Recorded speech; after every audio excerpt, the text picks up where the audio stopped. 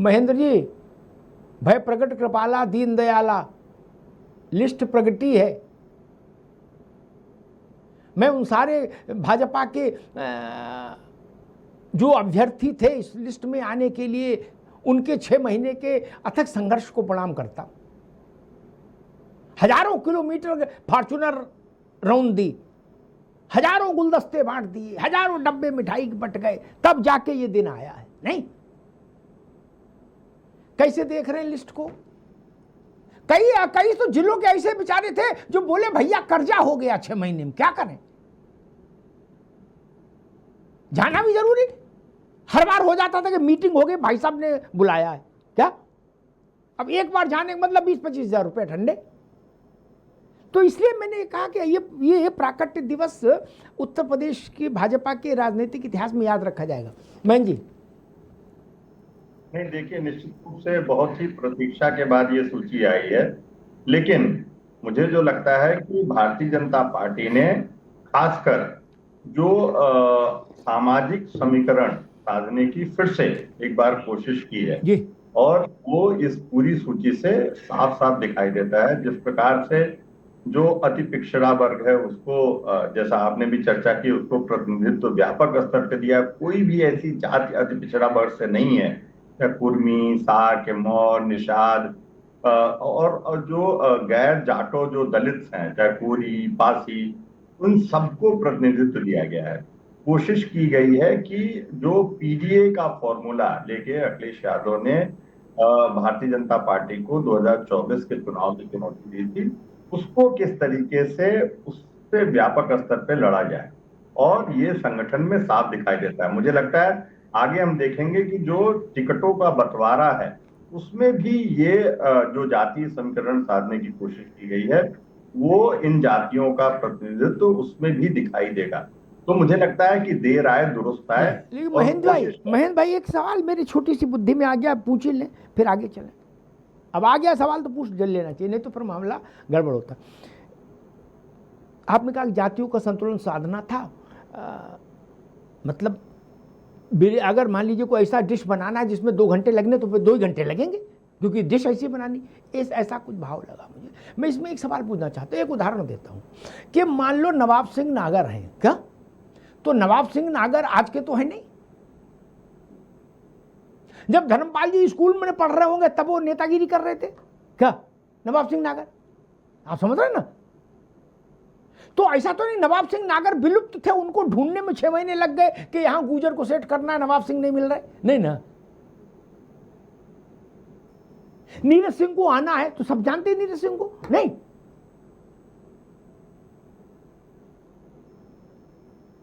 इसमें मैं ये अपना बेनीवाल है, मैं समझना ये चाह रहा था कि वो कौन सी खोज थी, हड़प्पा मोहनजोदाड़ो की खुदाई थी, उत्खनन कार्य था, जिससे ये विचित्र शौर्य पराक्रम उद्भट योद्धा खोज के लाए गए। वो लिस्ट में मुझे नहीं मिल रहा, जिनके लिए लगा कि नहीं भाई हमने इसलिए पसीना बहाया, ये रिजल्ट देखो हम खोज के लाए हैं, श्यामा प्रसाद मुखर्जी के टाइम का आदमी। वैसा कुछ दिख नहीं रहा मुझे। मैं देखिए, मैं एकदम सहमत हूँ। मतलब जैसे मैं समझना चाह रहा हूँ कि भाई कहां से ये आए ये लोग। जितने भी मैं 10-5 नाम पढ़ दूं सभी पर, इसमें ऐसा कोई नहीं जो गुप्त हो, गुप्त काशी की तरह हो, जिसको खोजना पड़े।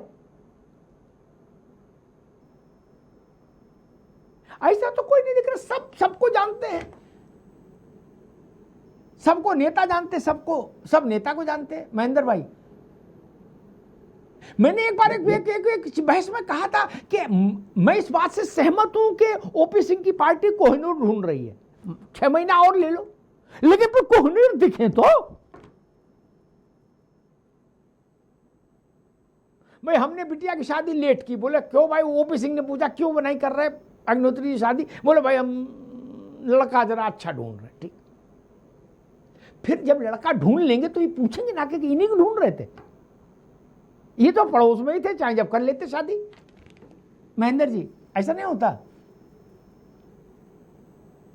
देखिए, तो मुझे लगता है जो आपसी खींचतान थी, जिस तरीके से उत्तर प्रदेश, ये बात ठीक, अब आप ठीक जगह आए।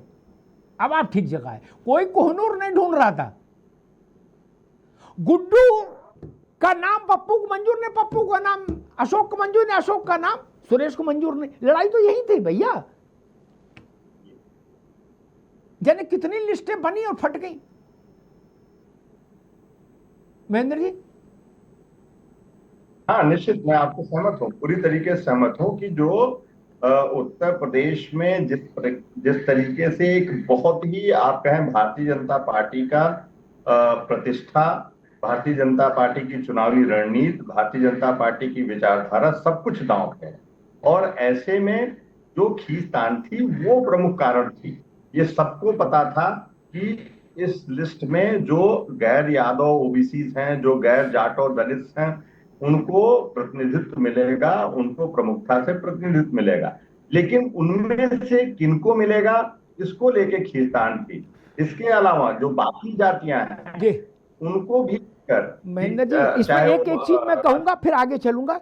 मैं महेंद्र जी के पूरी विश्लेषण से सहमत हूं, लेकिन आखिरी बात से बहुत सम्मान के साथ असहमत हूं। जातियों की खोज नहीं हो रही थी मेरे भाई ना, इस गलतफहमी दिमाग से निकाल दीजिए। 6 महीने खोज हो रही थी। एक बात तय हो गई सबके बीच में कि यहां धानुक को रखना है। फिर लड़ाई मालूम किस बात की थी कि मेरा धानुक कि तेरा धानुक, इसमें लठ चल रहा था। इस गलतफहमी में ना रहो, धानुक ढूंढने में कितना टाइम लग रहा है सबको मालूम है।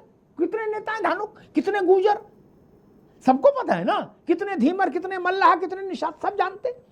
वो पंकज चौधरी नहीं जानते क्योंकि वो संगठन के व्यक्ति नहीं, लेकिन ओम प्रकाश सिंह जानते हैं, हम जानते हैं, धर्मपाल जानते हैं नहीं। हाँ, पंकज चौधरी की सीमा में समझ सकता हूं कि वो अपने जिले से आगे नहीं जान सकते किसी को। वो नहीं जानते कि फर्रुखाबाद में कौन क्या है,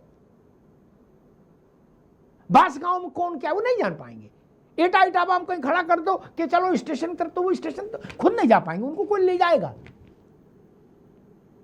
क्योंकि उन्होंने पांव पांव प्रदेश नहीं देखा। ये अंतर है, ये लड़ाई इस बात की। खैर ये सारे सवाल ओपी सिंह जी से लूंगा, बाकी दो राजनीतिक दलों के व्यक्ति हैं, उनको इससे कोई लेना देना नहीं। लेकिन विजय राठी जी, सारे विद्वान ये कह रहे हैं कि जो सूची है इसमें आपके पीडीए की काट की कोशिशें ज़्यादा हैं, वही प्रमुख हैं। मैंने भी एक तबसरा कर समझने की कोशिश की तो मुझे लगा शायद ही कोई जात बची होगी क्या, जिसका कहीं कोई एडजस्टमेंट नहीं हुआ। और अगर एक आध कोई छोटी जात छूट गई होगी तो भगवान का नाम लेके वो प्रदेश कार्यकारिणी में तो आ ही जाएगी क्या, गोत्र भी आ जाएंगे। मैं तो चौंक रहा था, इतनी छोटी छोटी जातियां सब स्मरण में रखी गई, सबका प्रतिनिधित्व लिया गया आपके पीडीए के काट के लिए। अब लड़ाई जमीन पर होगी इन लोगों के साथ। विजय राठी जी। आप सब लोगों के साथ सभी मीडिया पैनलिस्ट को नमस्कार। देखिए मैं एक चीज बता दूं, ये जो भी बात चल रही थी ये सही बात है। इनमें खींचतान से भी बढ़िया अगर शब्द यूज करें हम तो वो है कि इनमें जुत्थम जुत्ता होगा। हम तो जानते हैं पश्चिम में और भी नाम थे जो इस बनने के चक्कर में थे कि क्षेत्रीय अध्यक्ष बनना है, लेकिन नवाब सिंह नागड़ जी को इन्होंने इसलिए बनाया कि अभी जब दादरी में रैली हुई थी हमारी बड़ी, तो उसमें लगभग 80% से ज्यादा गुर्जर समाज ने एक तरीके से आम सहमति दी थी कि हम समाजवादी पार्टी के पक्ष में रहेंगे। और वो हमारी पीढ़ी चौपाल भी हुई जगह जगह जिलों में, बहुत सारी विधानसभाओं में। उसका असर ये पहुंचा कि भारतीय जनता पार्टी ने हमारे क्षेत्र के जो मंत्री हैं सोमेंद्र तोमर जी को उनका प्रमोशन करके स्वतंत्र प्रभार में पहुंचा दिया, राजस्थान में एक राज्यसभा सीट दे दी और नवाब सिंह नागड़ जी को इन्होंने क्षेत्रीय अध्यक्ष बना दिया। लेकिन ने महामेधा को मंत्री बना दिया, मतलब जितने गुर्जर संख्या में है उससे ज्यादा प्रतिनिधित्व बीजेपी ने दे दिया पश्चिम में। तो हाँ नहीं बिल्कुल ये लगे हुए। लेकिन मैं एक चीज और बता, और भी जातियां हैं जिसमें नाराजगी है। तो इन्होंने क्या किया, इतना जो टाइम लगा इन्होंने, अब ऐसा तो है नहीं कि मान लो भारतीय जनता पार्टी बड़ी पार्टी है कि किसी भी जाति का एक या दो लोग भी नहीं मिलेंगे, तो इन्होंने वो ढूंढ करके उनके नाम उसमें रखे। लेकिन आप ये समझना कि विचार कोई नहीं चलेगा ना, विचार इस पार्टी में चलता। इस पार्टी में जो अपना इनका है, जो इनकी विचारधारा है, कि ये दलित विरोधी है, पिछड़े विरोधी है, ना ये ना ना अल्पसंख्यक ना ना विरोधी है। ओ बिराटी साहब, एक मिनट एक बार रुकना होगा। इस सूची में दलित और पिछड़े ही कमांड कर रहे हैं, इसलिए ये बात मत करिए। इस सूची में दलित और पिछड़े ही कमांड कर रहे हैं संगठन। क्या एक नाम बताना, एक नाम बताओ। अरे आपने लिस्ट नहीं देखी? देख ली मैंने, मैं आपके मुंह से नाम सुनना चाह रहा हूं ना। एक नाम बताओ जो कमांड करेगा। लिस्ट पे नाम छपने से आती है, मत सोचो कमांड करेगा। भैया ऐसे तो एक मिनट ये लिस्ट लिस्ट आप हम बता दे रहे। समाजवादी पार्टी की लिस्ट में से एक जब आती है, जब भी किसी भी चीज की आती है, तो उसमें मोर देन मेजॉरिटी स्टेक होता है यादव और मुसलमान का। ठीक, आप जिलाध्यक्ष देख लो, आप कुछ देख लो। अरे रुक जाओ यार, या तो आप ही सब जानते हो तो फिर हम चुप हो जाए, फिर आप ही बोल लो। ऐसा सिर ना हिलाओ, ठीक है ना। कई बार तो ऐसी परिस्थिति पैदा हो गई कि नॉन यादव जिलाध्यक्ष ढूंढना मुश्किल हो जाता है सपा में। ऐसी परिस्थिति पैदा हो गई, कई बार हो गई। कोई होर्डिंग लगा है, उसमें 10 लोगों के नाम है तो 10 में 8 यादव, वो इस परिस्थिति है। भारतीय जनता पार्टी ने इस बात का ख्याल रखा और वो रुक जा भैया, अब वो पूछ रहे हैं विजय राठी कि एक नाम बता दो। पंकज चौधरी सवर्ण है, धर्मपाल सवर्ण है, यही लोग नेतृत्व कर रहे हैं। आप पूछ रहे हैं एक नाम बता दो जो नेतृत्व करे। बता तो दिया आपको, 2 नाम बता दिए।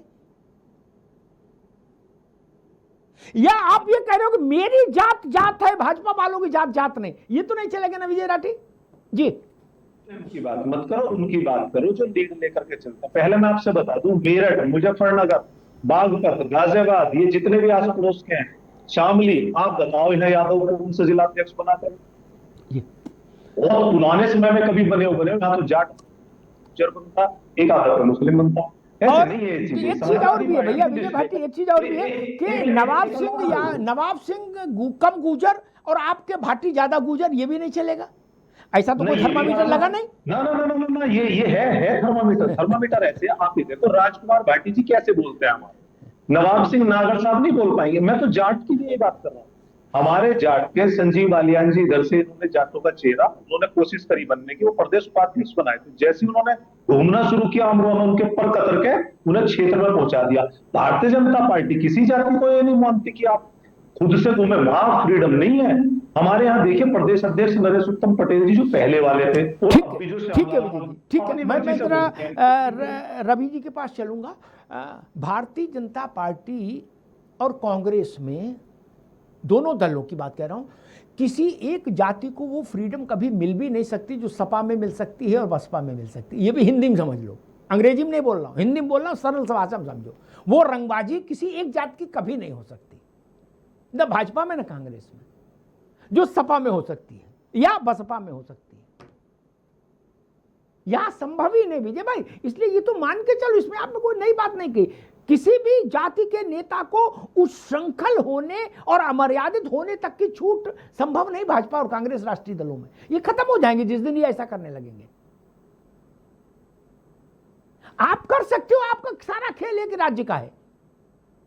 आपका नेता कि क्षेत्रीय दलों में नेता जिस जाति का है उसी जाति की पार्टी हो जाती है वो, लेकिन ये ऐसा नहीं कर सकते। क्षेत्रीय दलों में जिस जात का नेता होता है, मोर और लेस पूरी पार्टी उसी जात की मान ली जाती है।